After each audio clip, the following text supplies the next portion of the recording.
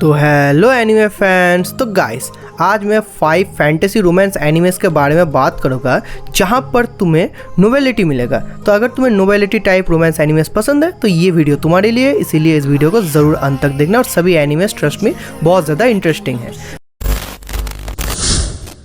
तो फर्स्ट जो एनीमे है उसका नाम है an observation log of my fiancee who calls herself a villainess. तो यहाँ पर हमारी मेन फीमेल कैरेक्टर होने वाली है जिसका नाम है बर्टिया।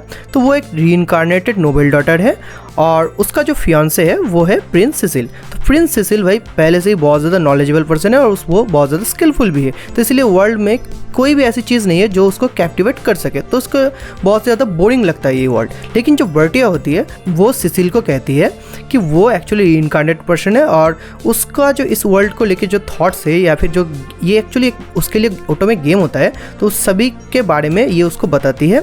एंड इस वर्ल्ड में एक्चुअली विलेनस है।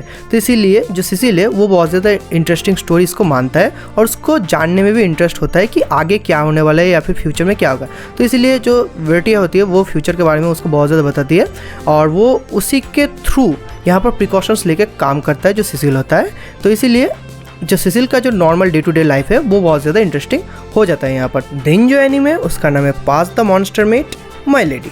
तो यहाँ पर हमारी मेन फीमेल कैरेक्टर होती है जिसका नाम है मेल्फेरिया। वो एक नोबल लेडी होती है और वो बहुत ज़्यादा पोलाइट एंड काइंड भी होती है, लेकिन उसको सभी विलेनस कहते हैं। क्यों?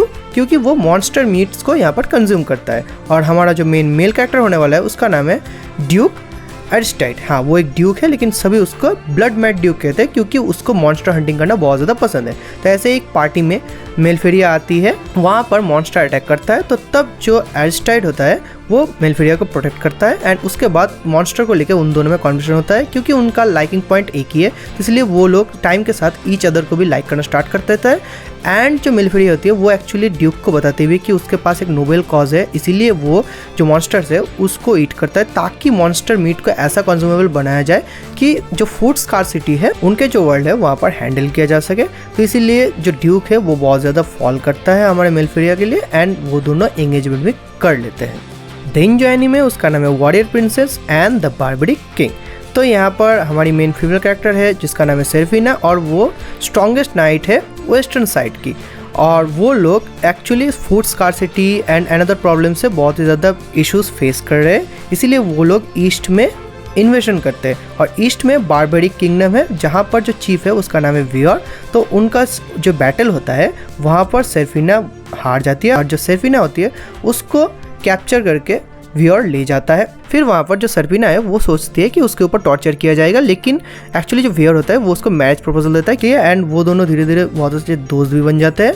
एंड वहाँ की जो लाइफस्टाइल है या फिर जो बार्बरिक किंगडम का जो प्रोसेस है, जो थॉट है या फिर उनका जो डेवलपमेंट है, ये सब सेरेफिना को बहुत ज़्यादा कैप्टिवेटिव भी लगता है। तो इसीलिए उनका जो रिलेशन है वो धीरे धीरे ग्रो भी करता है यहाँ पर। देन जो एनीमे है उसका नाम है the villainess is adored by the prince of neighbouring kingdom.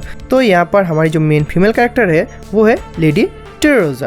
तो वो एक्चुअली स्टोरी में विलेनेस है और उसका यहाँ पर रीइंकार्नेशन होता है और उसका जो फियांसे है वो है उसका चाइल्डहुड फ्रेंड जिसका नाम है क्राउन प्रिंस हार्ट नाइट। तो टेरोजा यहाँ पर स्टोरी सभी कुछ जानती है कि उसके साथ हार्ट नाइट का जो एंगेजमेंट है वो यहाँ पर ब्रोक होगा और एज यूजुअल यहाँ पर ब्रोक भी होता है। और जो हार्ट नाइट है वो एक्चुअली स्टोरी में जो रियल हीरोइन है उसको लाइक करना स्टार्ट करती है और वो यहाँ पर अनाउंस भी करता है कि उसका जो न्यू फियांसे है वो जो हीरोइन है वो है। और जो टेरोजा है उसको बहुत ज़्यादा ह्यूमिलेट करके कंट्री से बैनिश करने के बारे में भी वो बोलता है। लेकिन तब नेबरिंग किंगडम का जो प्रिंस है वो यहाँ पर आता है, उसका नाम है प्रिंस एक्वेस्टेड मैन फॉरेस्ट। तो वो एक्चुअली यहाँ पर हमारा मेन कैरेक्टर होने वाला है और वो जो टेरोजा का डिग्निटी है उसको भी प्रोटेक्ट करता है एंड वो टेरोजा को मैरिज प्रपोजल भी देता है। तो इसीलिए यहाँ पर उनका जो लव स्टोरी है वो स्टार्ट होता है। Then one of my favourite anime may I ask for one final thing. तो यहाँ पर हमारी मेन फीमेल कैरेक्टर स्कारलेट होती है और वो बहुत ही ज़्यादा पावरफुल कैरेक्टर भी होती है और उसका जो फियांसे है वो है सेकेंड प्रिंस काइल।